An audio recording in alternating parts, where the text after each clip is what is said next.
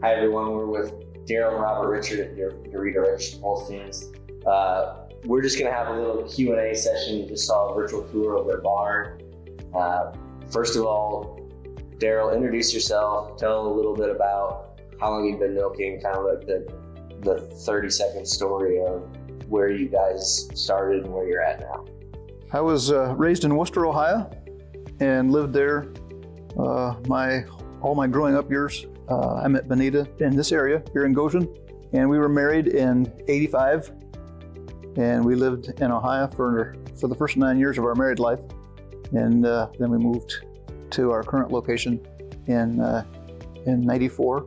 We milked cows growing up, so that's all I've ever done. We would have milked around 50 cows when Benita and I were first married, and as time went on, we're up to about 110 cows currently. We have 5 children, 3 boys and 2 girls, all but the youngest are married and have children. Our oldest would live right close to half a mile away, and then our oldest son would be in Harrisonburg, Virginia. We have 2 married children that would live an hour south down in Akron area here in Indiana, and then Robert's still at home. Benita and I do pretty much all the milking and fetching cows, etc. That's what her and I do. Robert takes care of the feeding, scraping, and other chores. So as the children got married and left home, we were running short on energy and time to get all our chores done. And at that point in time, we had to make a decision whether we wanted to exit the business. Our facilities at that time were old and worn out. We milked in tie stalls. We had 28 tie stalls, and that was when we moved here. That would have been what was here at that time. We had an old freestall barn, and the stalls were getting broken up, and it was a pole barn type structure. Poles were rotted off, and everything was deteriorating. So we had built a new barn, freestall barn, in about 2000, and we actually used that as part of our facilities as we just made the robots and the freestall system work around. Kind of that was the only part of the system that we saved, and so we implemented that into the new operation, and it worked nicely. 110 cows. Currently, we are just a little under 3 visits per day. We would fluctuate between 2.8 would be about as low as we would go, and we've been up to 3.3 when we were at a lower cow numbers. We've not been that high at 110 cows. So the visits have been good.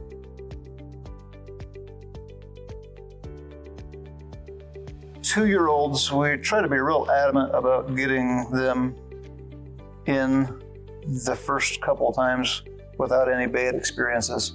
So we really try to key on that. Currently what we're doing is like all 3, Robert and Benita and I, all 3 will be there when we bring a new heifer in the first time.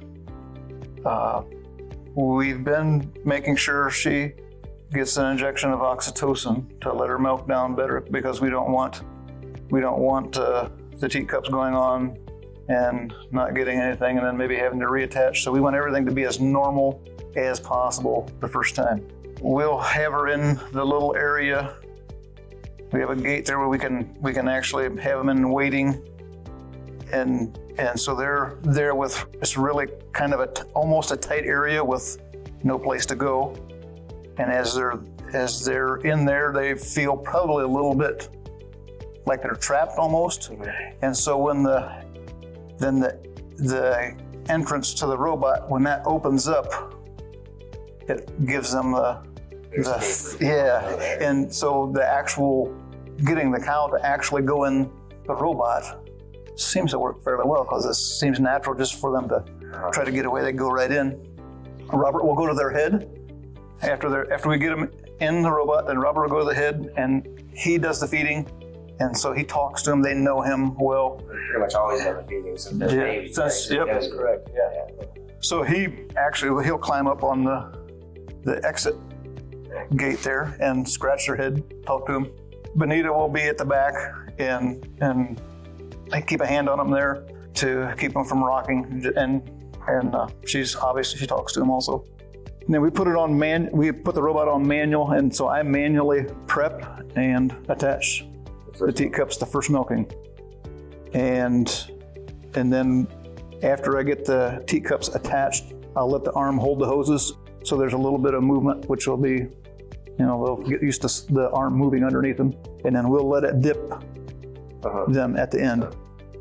So if we do that a couple of times, we try to get the milking process, get them used to the feel and the noise sounds of that, and then we're not real hard on. Second, third time, then we'll let it actually attach themselves with the robot. We'll attach the teacups, and the prepping. It seems like the prepping is a little more of an issue for them to get used to. The attaching, that almost always goes without a hitch. But the prepping, I don't know if they feel more contact with it, it makes them a little more apprehensive, or if it's the noise that goes with it. But if they can get through the prepping part of it, which is usually not an issue, then the attaching is not a big deal. So, and then we make sure we get them 3 times, at least 3 times a day. We'll have supper at 4:30 in the afternoon. So if we come out, Robert will feed at 5, 6 o'clock in the morning, and then once the feeding's done, they'll scrape, and then we'll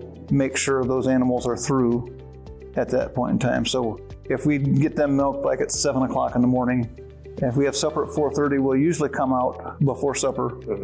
And so we get them milked again at 2, 3 o'clock, and then in the evening before we go to bed, so we'll come back out like at maybe 8 o'clock, 9 o'clock or something, and go through the red list and make sure all the cows that need to are going to be through, some of the slow learners or the stubborn ones, and get them through so they're not long hours in the morning. So get in and get out, get the ones done that you need to, and let cows be cows and do what they want to do.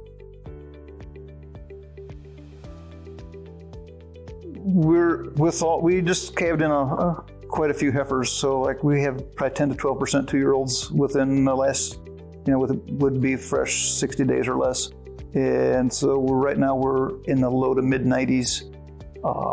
Prior to those calving, we were in the low to mid 100s, 101 to 105, I think.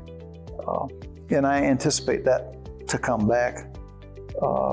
Be at that level. With going from our old system to robots, there was a learning curve before everything was done in the tie stall. So cows came in, if they were in heat, I bred them there. Anything that needed to happen, we did while we were milking. And now it's a separate event because we don't have them caught in that. So the breeding part of it, it was kind of like I needed to learn. There had to be a new normal. Yeah. And that took longer to kind of fall into place than what I kind of anticipated it would. I really wasn't expecting to have to do these things, but we do. So we're about 200 days into lactation for the herd now, and normally we would be a fair bit less than that. So as things fall into place, I think that number will come down, and I think our number for production could be quite acceptable. So your production right now, mid to high 90s, cows that are 10% of the herd is less than 60 days in milk, 2-year-olds. Yes. Where are your components with those production, and as those cows get further along their lactation, how are you focusing on components versus overall volume milk production? To start with, on the component part of it, I've always bred for high components. That's been one of my selection criteria, not only pounds of fat and protein, but also the percents. And so I think you can see that by the results now. So we have been averaging somewhere between 7 pounds of combined fat and protein per head per day for quite a long time. And about 2-3 months ago, we were a little over 7.5 pounds of combined fat and protein. So currently from the dairy, Our butter fat, so we'd be in the 92 to 95 pound range, and we're averaging the last from the dairy was like a 437 butter fat and a 330, I think, protein. I'm not sure exactly, but it's 330 something protein. So the components are there with the production. The high production without components is not very economical in the dairy markets that we're in right now. So the components have been really well. When we decided to go to robots, we went around and looked at various facilities, and from the start, we decided with the buildings that we were leaving here, we almost had to go with a free flow. We had seen a number of facilities that it almost seemed like the cows were more in their natural habitat in a free flow. Obviously, the guided flow has some, real benefits. But for what we had, we kind of figured this was kind of a natural fit. And then obviously, with the opinion of you and some of the other people, so that's what we decided to do. Robots versus anything else, we were short on labor. And if we went with a parlor and we wanted to gain 3 times a day milking efficiencies, we were going to have to hire somebody, or else we were going to spend all our time in the barn. And so with the robots, it seemed like it was a kind of a common sense thing that if we wanted to stay milking, gain some extra production by going 3x on milkings, and then we could still have a life, spend time with our grandchildren, children, and do things that we wanted to do for ourselves and not be married to the barn. We would have said early on when we first kind of made a decision probably to go to robotic, DeLaval wasn't in the picture. Everybody in this area had other kinds, and we just kind of assumed that that's probably what we would do. But when we got to looking at the different aspects of the different robots, seeing other farms, and you gave us a number of 4 or 5 farms that were doing what our dreams or our goals were with DeLaval robots. We decided that if the DeLaval robots can do it for those guys, then it's up to our management to make it happen here. So you took us around. You were very accommodating.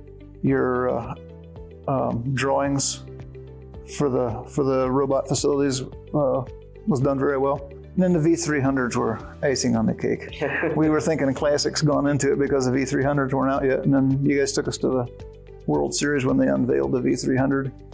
And we were thinking of getting started a little before they were going to be available. They were going to be available in January of that next year. And we were thinking of starting, I think we were going to get them August or something to that effect. When we saw the new ones, we decided we had time to wait. We'd just keep milking in tie stalls for another few months and then go with the new and improved. It was a no-brainer. Yeah. The V300s are really, really good machines.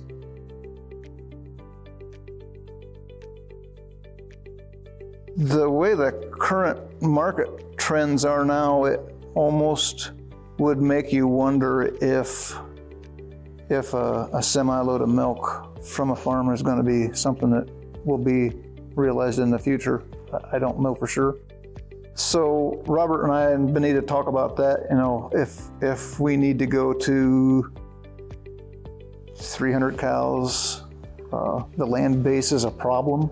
I mean, there's farms around that would be available with time if the land prices are really high. So it needs to be economically feasible. But we've kicked around about doing another 3-4 robots. I've talked about that. It'd be nice if we would do another facility in addition to what we have, to maybe go with a guided flow and a new facility, and then you could move cows back and forth wherever they fit the system best, and it'd be a benefit to both the cows and to us. So to expand to 300 cows isn't out of the question. We're actually kind of looking at that as an option, but we'll have to see how time and change